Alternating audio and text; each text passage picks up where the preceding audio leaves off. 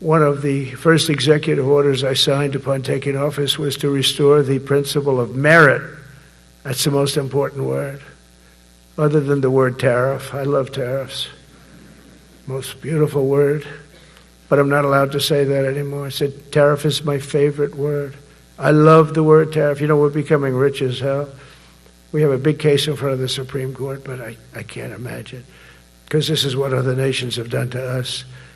And we have, great legal grounds. But you still have a case. It would be very bad if something happened. But I said, my favorite word in the English dictionary is the word tariff. And people thought that was strange.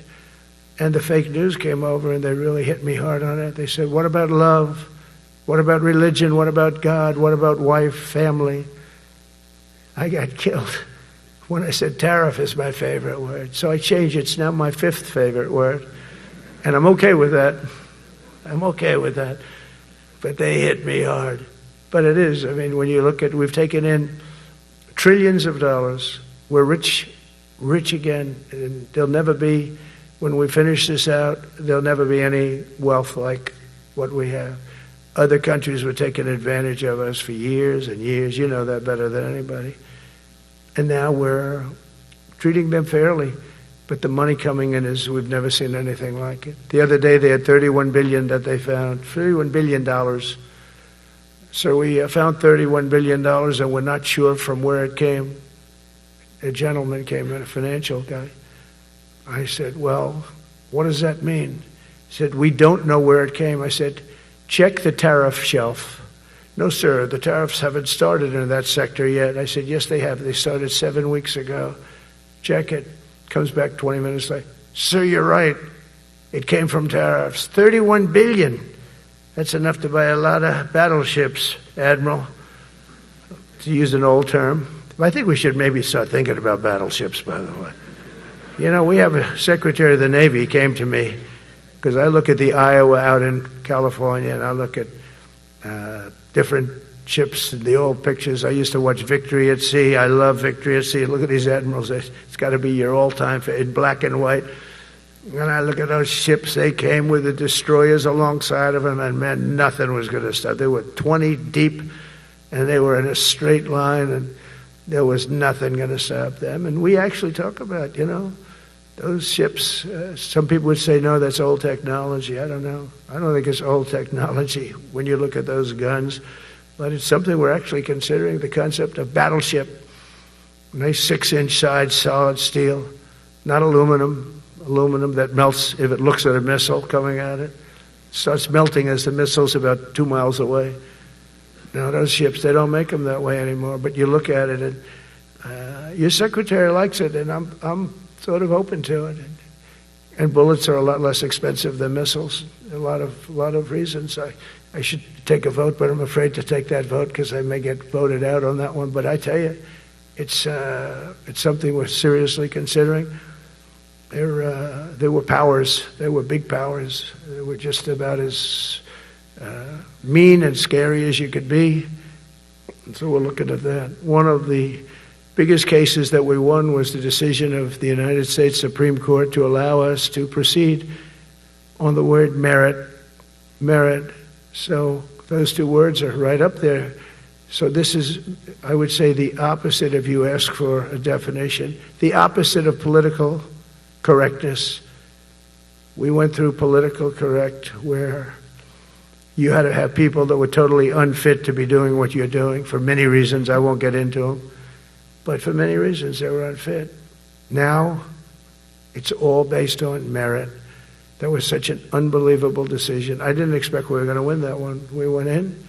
We said we needed it. We went in for colleges, where kids with a C average are getting into the best colleges, and the kids with A averages won't get in. And kids with the highest boards and the highest marks and the best marks couldn't get into the best schools. And people that had not good boards and not very good marks, okay, but nothing special, they were getting into our best colleges. I said, this is just crazy. You can't run a country like this. And it was lingering for years, and it got to the Supreme Court, and we won that decision. Merit. Everything's based on merit. You're all based on merit. We're not going to have somebody taking your place for political reasons because they are politically correct and you're not. We take the people that are going to do the best job. That's all. It's very simple. And that's the way our country was built. We were built on merit. We got away from it for a long time. And everyone understands it. And it was done. It was approved. I give great credit to the Supreme Court because I thought they had tremendous courage. I didn't think they'd do that. That was tremendous. I give them maybe for that decision almost more than anything because it's a hard decision to make. It's really hard. The apparatus of our country was not set up for merit. It was set up for political correctness. And you can never be great if you're going to do that. And we're going to be greater than we ever were before.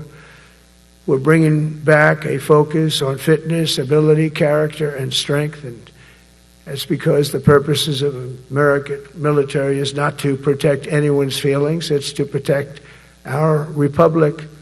And it's the republic that we dearly love. It's to protect our country. We will not be politically correct when it comes to defending American freedom, and we will be a fighting and winning machine. We want to fight, we want to win, and we want to fight as little as possible. You have to count on people like me to keep you out of wars because we don't want to go into wars. Many of the wars that I just told you about, we could have entered those wars and settled them in a different way, lose a lot of our troops. And we could have settled them, I guess, differently. Maybe not, actually. Actually, you might not have been able to settle them. We just would have been in the middle of a lot of firepower. But when we do need it, you're going to be so ready. And you know it. But very importantly, with that goal in mind, I've committed to spending over $1 trillion on our military in 2026, and that's the most in the history of our country. $1 trillion. That's a lot of money. I hope you like that. Ma'ams and sirs, I hope you like it. That's a hell of a lot of money. We have the best of everything. Every branch is seeing major investments. And as I announced in the Oval Office in March, we are rapidly moving forward with the first ever 6th generation fighter jet. I didn't name it. I did not name it. Boeing came in and they said, "Sir, this is our submittal. It's the greatest fighting jet ever done." And, you know, they're testing all these planes. All the companies are testing, and this one tested like through the roof. And they said, "We'd like to name it the F-47. I said, "All right, let me think about it." Then after thinking for about 2 seconds, I said, "Okay." You know what that means, 47. I'm 47. So I'm 45, 46, and 47, you know, if you think about it. I just don't want the credit for 46. I don't want to have their open borders and people coming in from all over the world, including jails and mental institutes. I don't want that on my record, but I like having it. We're investing tens of billions of dollars in modernizing our nuclear deterrence capabilities like never before. And we've begun construction on what we call the Golden Dome missile defense shield. It'll be the most sophisticated in the world. You watched it do well until they had some problems at the end with a little bit of a lack of ammunition, defensive ammunition, but they've got that taken care of.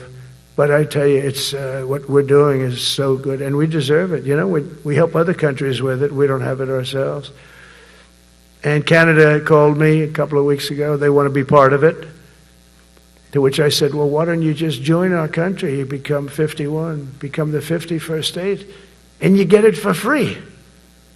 So I don't know if that made a big impact, but it does make a lot of sense. It actually makes, because they're having a hard time up there in Canada now, because as you know, with tariffs, everyone's coming into our country. We have more investment than we've ever had before, $17 trillion coming in. As an example, in 4 years, Biden didn't have $1 trillion. We have $17 trillion more than that in 8 months coming in. And they're coming in from Canada, Mexico, from Europe, from all over. AI, auto plants. Everybody's coming back to the United States.